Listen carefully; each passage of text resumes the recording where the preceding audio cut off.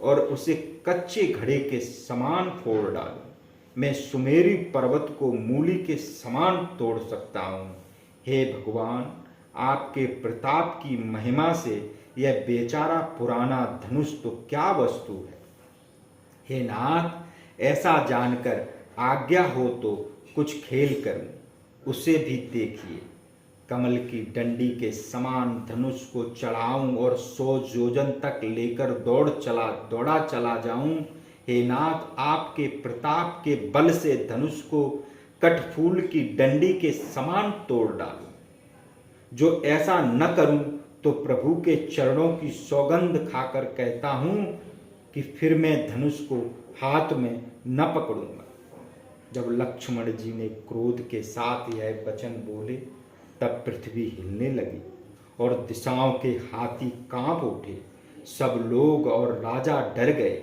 सीता जी मन में प्रसन्न हुई और जनक जी सकुचा गए। गुरु विश्वामित्र, राम जी और सब मुनिजन मन में प्रसन्न हुए और बारंबार पुलकित होने लगे। श्री राम जी ने इशारे से लक्ष्मण जी को मना किया और प्रेम सहित अपने पास बिठा लिया।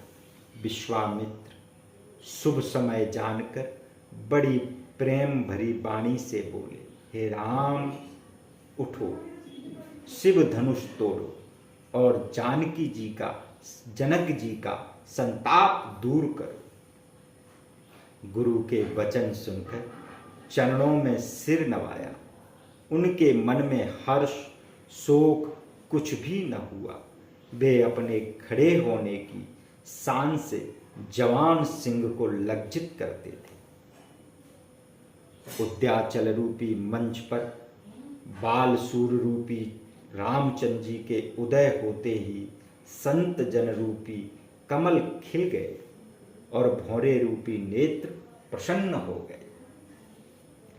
राजाओं की आशा रूपी रात्रि नष्ट हो गई और उनके दुर्वचन रूपी नक्षत्रों का प्रकाश नहीं रहा। घमंडी राजा कुमुद के समान सिकुड़ गए और कपट वेशधारी राजा उल्लू के समान छिप गए। चकवा रूपी मुनि और देवता शोक के रहित हुए और फूल वर्षान कर अपनी सेवा जताने लगे।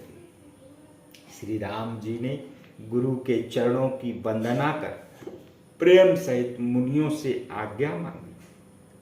सब जगत के स्वामी श्री रामचंद्र जी सुंदर मतवाले गजराज के समान चाल से स्वाभाविक ही चले। रामचंद्र जी के चलते ही सब नगर के नर नारी रोमांच से भर गए और वे सुखी हुए। उन्होंने पितर और देवताओं की वंदना कर अपने सत्कर्मों को याद किया कि यदि हमारे पुण्यों का कुछ प्रभाव हो तो गणेश गोसाई राम जी शिव जी के धनुष को कमल की डंडी के समान तोड़ डालें। रामचंद्र जी को प्रेम सहित देखकर और सखियों को पास बुलाकर सीता जी की माता प्रीत बस बिलक कर यह वचन बोली, हे सखी, ये सब तमाशा देखने वाले जो हमारे हितु कहलाते हैं, उनमें से कोई गुरु विश्वामित्र जी से समझाकर नहीं कहता कि यह बालक है, ऐसा हट अच्छा नहीं है। रावण और बाणासुर ने धनुष छुआ तक नहीं और सब राजा लोग बल करके हार गए। वही धनुष राजकुमार के हाथ देते हैं। हंस के बच्चे क्या मंदराचल को उठा सकते हैं? राजा की चतुराई जाती रही। हे सखी, ब्रह्मा की गति कुछ जानी नहीं जाती। यह सुनकर चतुर सखी मधुर वाणी से बोली, हे रानी, तेजधारी लोगों को छोटा नहीं समझना चाहिए।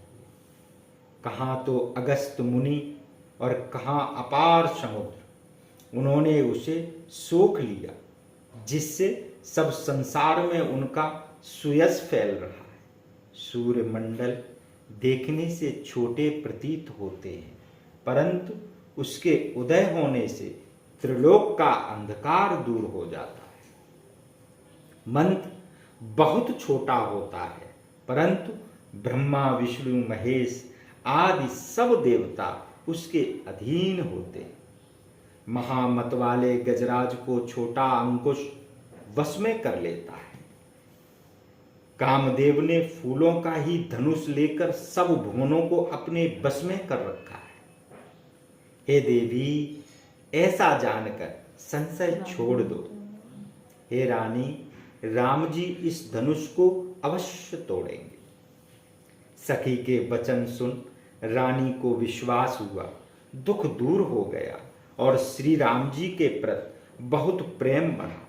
उसी समय राम जी को देखकर सीता जी मन में डरती हुई जिस तिस देवता की विनती करने लगी। ये व्याकुल होकर मन ही मन कह रही हैं, हे पार्वती, मुझ पर प्रसन्न होइए। मैंने आपकी जो सेवा की है उसे सफल करिए और हित करके धनुष का भारीपन हर लीजिए। हे वर देने वाली देवता गणेश जी, आज तक मैंने इसी हेतु आपकी सेवा की थी। बारंबार मेरी विनती सुनकर धनुष का भारीपन कम कर दीजिए। वे राम जी को देखकर धीरज धरकर देवताओं को मनाने लगी। उनके नेत्रों में प्रेम जल भर आया और शरीर रोमांचित हो गया। भली भांत नेत्र भरकर राम जी की शोभा देखकर फिर पिता के प्रण को स्मरण करके उनका मन क्षुब्ध हो गया। अहो, पिता ने कठिन हठ ठाना है, वे कुछ लाभ और हानि नहीं समझते। मंत्री भी डर के मारे कोई सीख नहीं देते। बुद्धजनों की सभा में यह बड़ा अनुचित हो रहा है। कहाँ तो यह वज्र से भी अधिक कठोर धनुष और कहाँ यह श्याम सुंदर अंग के किशोर। हे विधाता,